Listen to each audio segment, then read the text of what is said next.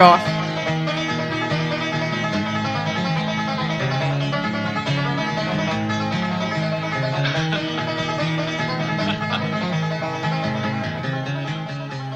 Four friends. Oh, Go for it. you finished? You good? Oh, I'm terrible tonight. Go on. Four friends decide to take a wild trip by canoe down a river that is soon to disappear under a man-made dam. Their fun turns to fear when they discover that some of the locals are not there for their best interests.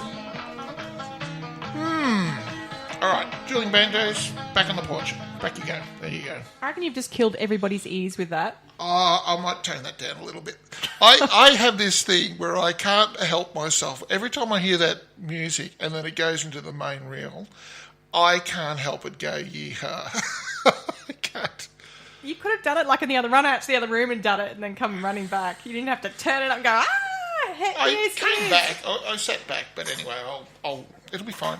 I'll adjust the audio as much as I need to. So this was put up. Who put this up? This is Debbie Joe from A Non-Mum's Happy Hour. It was Debbie, was it? From Tennessee, that podcast comes from. Hello, Debbie from A Non-Mum Happy Hour. And she put it up. I had a brief discussion with her on Twitter, and I was throwing some various different podcasts, but movies around sort of thing, and she said, well, what about one for Tennessee? And I said, well, what would that be? And she said, well, Deliverance. So here we are, ladies and gentlemen, Deliverance. What did you think of Deliverance, Paul? Can I ask a question first? By all means. Is this your first viewing? No. Okay, so you've seen it before. Yeah, I got halfway through. No, I didn't get halfway through it. I got 15 minutes into it till about, where most people turn it off. Okay. Where it all happens. That's not 15 minutes. Whatever that was it is. Like 45 minutes. 45 is where shit gets real. Okay. Yes. This was my first viewing. Okay, well, let's ask you first then. Now, because everyone goes, Deliverance, and I go, oh, because every time people talk about Deliverance, they go, it's horrific, it's scarring, it's horrible, it's the worst film you've ever seen. And I thought, me being happy cupcakes, rainbows, yes. whatever, yes. I should never watch this. No, but you're a different person now. We've been on a crash course of movies that have been scarring and horrific. And well, this is what's going to sound really horrible. I was expecting it to be a lot worse than it was. That's exactly right. I had the same reaction. I just sat and watched it and went, yeah. I thought, wow, there's other films like American History, which I found a bit more scarring than this. Right. And I thought, well, actually, and it's not even going, really bagging out, country. Well, look, I'll say this though, Pip, and I know what you're saying though. It's not as bad as a lot of films around. But what year did it come out? 1972. Okay. Can I say something though? Yes. It was deemed the best film of 1972. I'd hate to see the others. And tourism increased in the Rabin County by tens of thousands after this film was shown. Okay, because I was wondering about that. It's going to have a massive effect on tourism. I thought negatively. But no, people were swarming to get there. And I thought, wow. Wow. Okay. So it actually boosted that county up. The countryside is beautiful there. It's gorgeous. It is. The rivers there are gorgeous. We don't have rivers like that. No, we have gum trees. And so... Oh, no, even just like the size of their rivers, because our rainfall's not... Even in the more temperate areas, it tends to look quite mournful, the Australian landscape. And it does. It's got a kind of ghostly feel about it. Well, we don't have lots of running rivers. That's right. And everything there is like elks and ohms. And they only run 6 months of the year. Elks. We don't have any of those. Elks. What are you talking about? I'm just dribbling in the... Eucalyptus.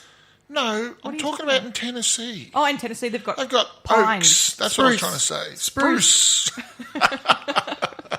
Hi, my name's Spruce. Like I've been canoeing and whitewater rafting, but in Australia it's not the same as in that country. No. I've done a little bit of whitewater rafting in my younger days.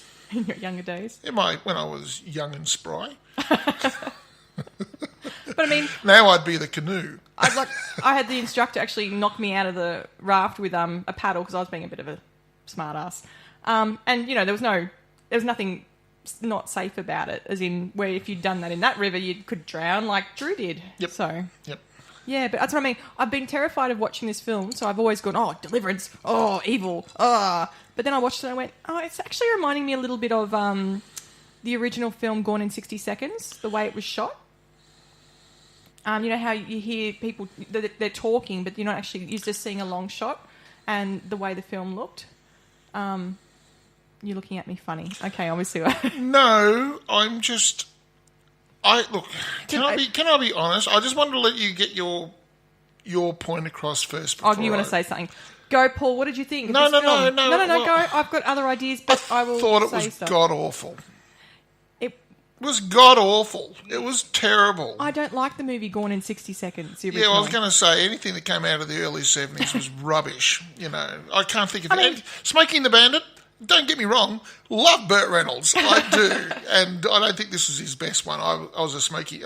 But like you said, it's 70s. I mean, the 70s would have been, whoa. When they were having that argument after they just killed that guy, and they were standing there and they were having that big laid out misère kind of discussion, it was like there was four guys reading off a script, practicing for a play in the forest. Yeah. It was that bad.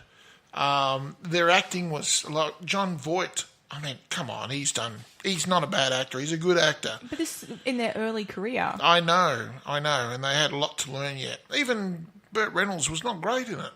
He's charismatic. Don't get me wrong. He's supposed to be that Burt guy. Reynolds, you know. But oh god, it's not aged well. No, I don't think it's aged very well. Like people back then would have gone, "Oh, it was horrific." Where people would watch it now and go, "Eh." The dueling banjo scene was good.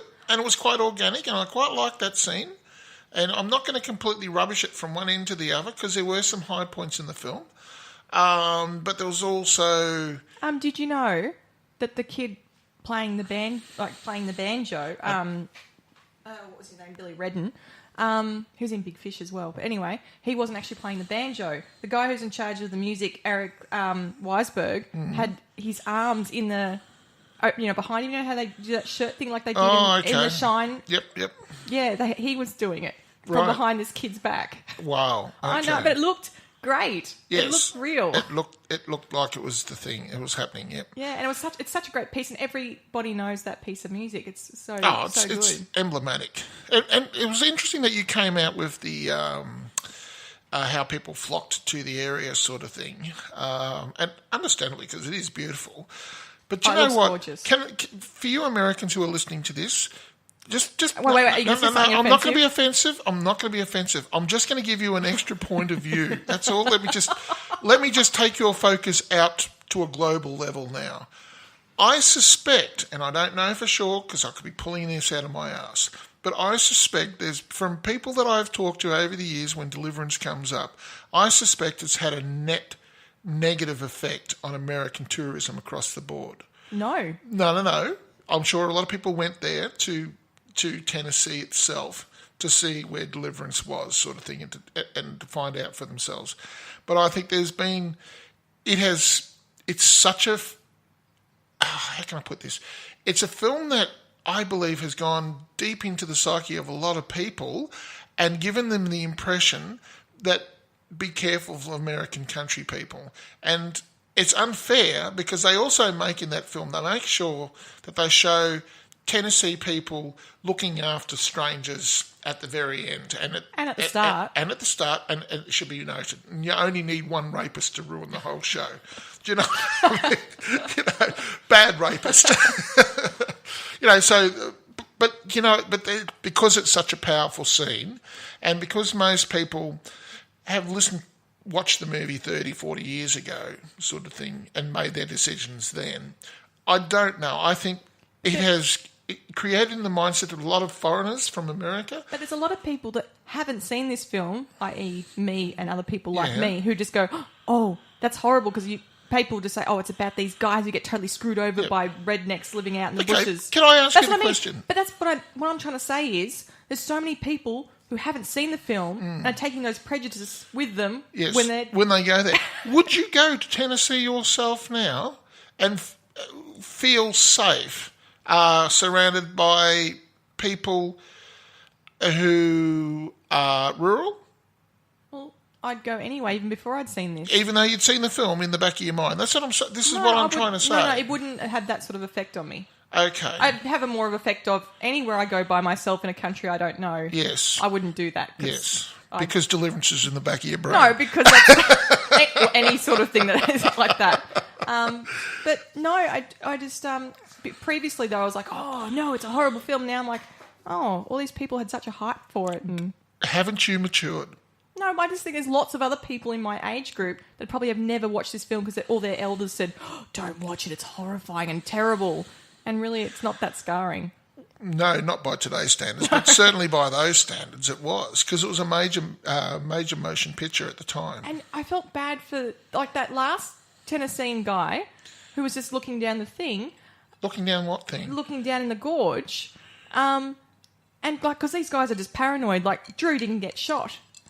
And this guy didn't put up his gun until he saw that Ed had an arrow trained at him, and then he picked up his gun.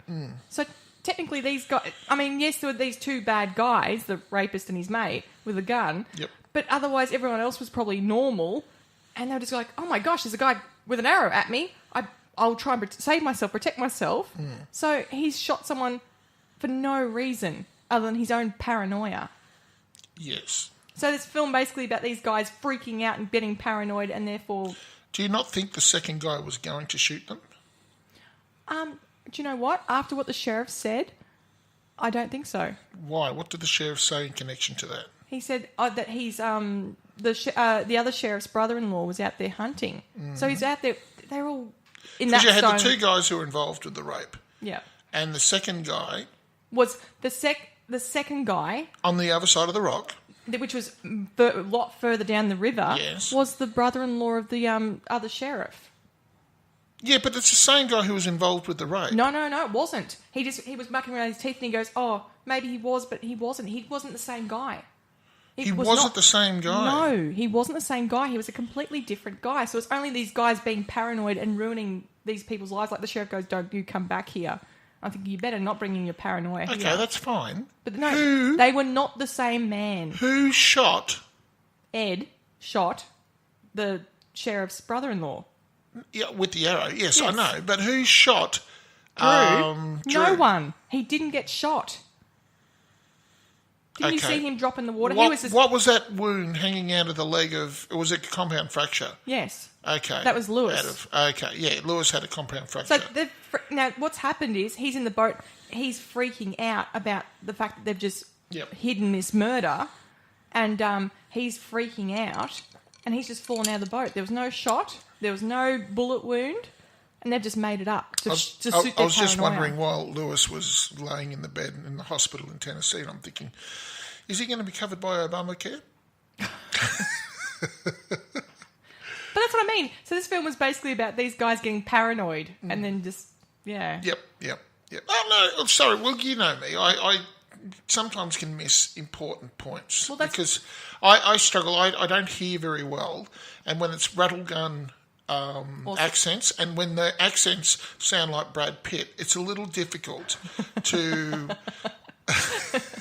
You knew I could not go through this podcast without making some reference.